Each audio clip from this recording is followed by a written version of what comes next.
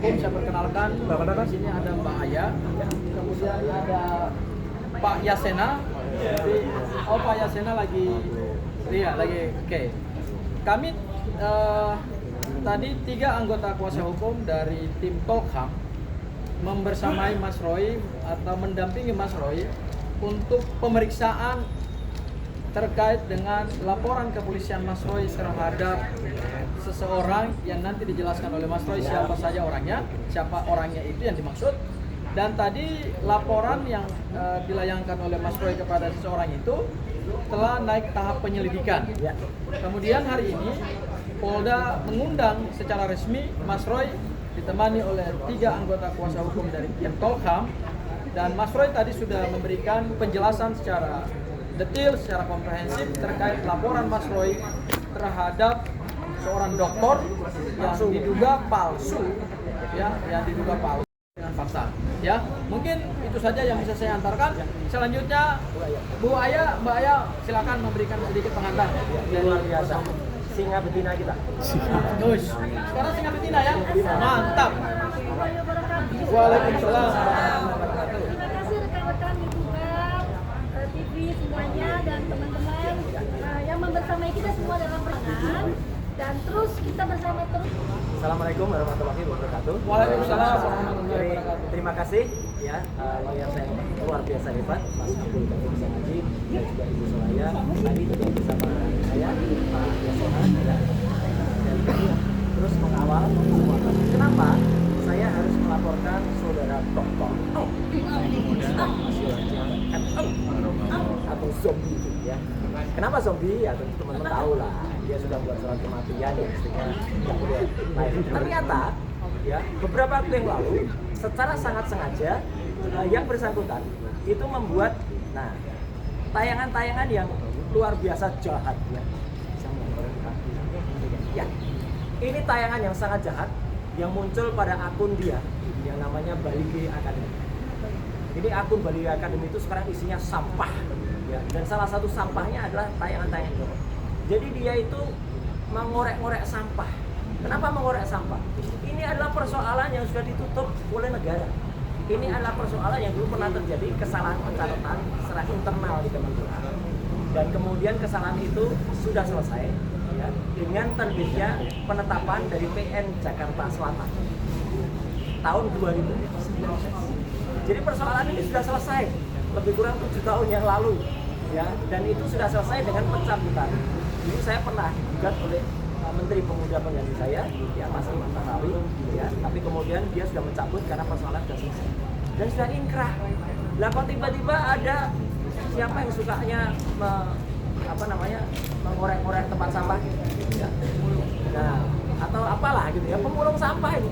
Kemudian membaca berita-berita di tahun 2018, 2016 bahkan 2014 dia baca, dan tanpa perasaan bersalah dia baca itu. Dan setelah saya jawab, saya sudah mengklarifikasi itu poin pokoknya, poin pentingnya. Saya ditanya apakah saya sudah pernah mengeluh, sudah saya klarifikasi. Ternyata dia mengulangi lagi perbuatannya sampai 5 kali bahkan lebih ya. Jadi dia mengulangi isu yang sama, mengatakan saya membawa pulang tempat tidur, saya membawa pulang peralatan fotografi, panci gitu dan lain sebagainya. Ini jahat dan ini fitnah yang sangat kejam, fitnah yang sangat luar biasa.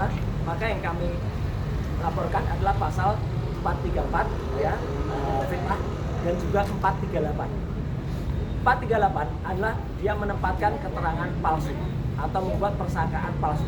Ini hukumannya di atas 5 tahun kalau yang 438. Tapi kalau yang 434 cukup ringan, 35 tahun. Nah, makanya kenapa dia membuat persangkaan palsu?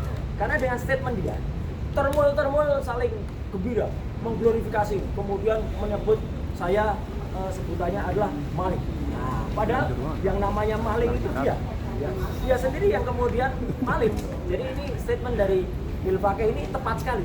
Dialah yang maling, kemudian kenapa teriaki orang lain maling? Dialah yang juga dokternya palsu, kenapa meneriaki orang lain dokternya palsu? Gitu. Nah, jadi tadi alhamdulillah benar kata Mas Gafur, kami sudah di DAP cukup panjang karena apa? Kami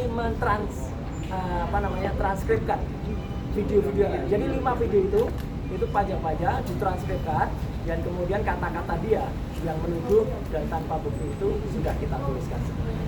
Makanya kemudian bukti yang kita lampirkan adalah ini. Jadi ada bukti, jadi di atas ada misalnya sebuah flash disk ya, yang berisi video-video yang ada. Jadi semua sudah saya download, semua kemudian masih lengkap linknya atau URL-nya ya. Kemudian juga ada putusan, ini penting banget, putusan dari Pengadilan Negeri Jakarta Selatan bahwa perkara tersebut sudah selesai atau sudah inkrah. Dan bahkan yang menarik ini ya, saya juga menyampaikan ternyata termul yang iseng dengan kasus saya yang lama ini dan sudah selesai itu nanti bukan hanya respon, bahkan ada seseorang, saya belum tahu siapa, tapi saya insya Allah nanti akan diberitahu oleh teman di Polda Metro, didampingi oleh seorang yang ngaku-ngaku kuasa hukum tapi sebenarnya sudah dicabut basnya. Siapa dia? Yang naik di atas meja. Nah, Oyobo. Jadi Oyobo ternyata pernah mendampingi tahun lalu itu, mendampingi seseorang yang melaporkan saya dengan tuduhan saya melakukan penggelapan terhadap aset Kemenpora. Alhamdulillahnya justru saya diberitahu oleh Polda Metro. Polda Metro sudah meng-cross check ke kantor Kementerian Pemuda dan Olahraga bahwa itu semua tidak ada, bahkan tidak ada penggelapan. Bahkan kasus itu ternyata sudah selesai dan diakui oleh Kemenpora itu belum pernah ada salah administrasi dan mereka mengakui kalau sudah selesai kasus. Jadi nanti bukan hanya respon, ya ini peringatan saya, bukan hanya respon yang kemudian akan kami laporkan, tapi juga si pelapor itu tentu akan kita tuntut balik karena dia sudah membuat ya pelaporan palsu kalau ini, laporan palsu terhadap diri saya. Jadi selain dari bukti putusan pengadilan negeri, ada juga 8 screen capture dari statement dari si Omon itu, dokter palsu itu ya. Tapi waktu itu dia belum pakai kacamata hitam. Ya. Sekarang kan gayanya gaya kacamata hitam, ya kan? Jadi dia waktu itu belum pakai kacamata hitam. Jadi itu ya teman-teman yang ini saya sampaikan. Jadi intinya apa? Ya orang jangan sembarangan buat laporan atau orang jangan sembarangan berstatement. Karena kalau orang berstatement dan ngawur itu dia bisa kena pasal. Ya makanya kita akan teruskan dengan semua harus bertanggungjawabkan. Hari ini seharusnya, ini nggak apa-apa ya bocorin dikit.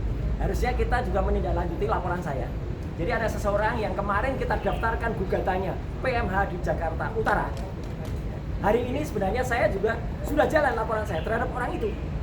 Orang yang membuat persangkaan palsu, menempatkan keterangan palsu dalam akte pelaporan.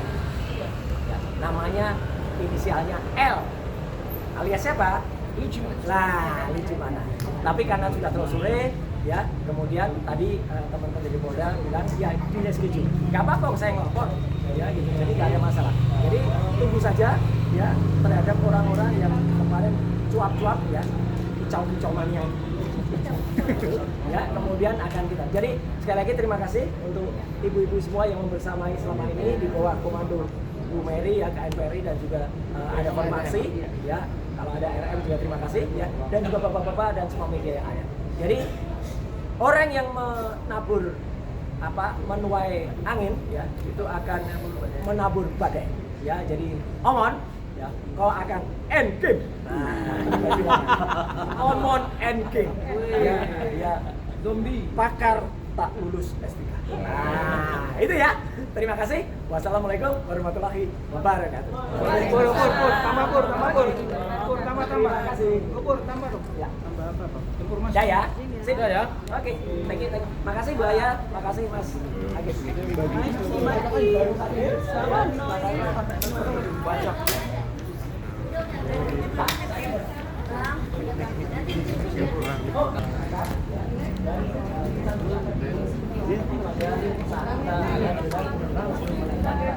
Siapa lagi?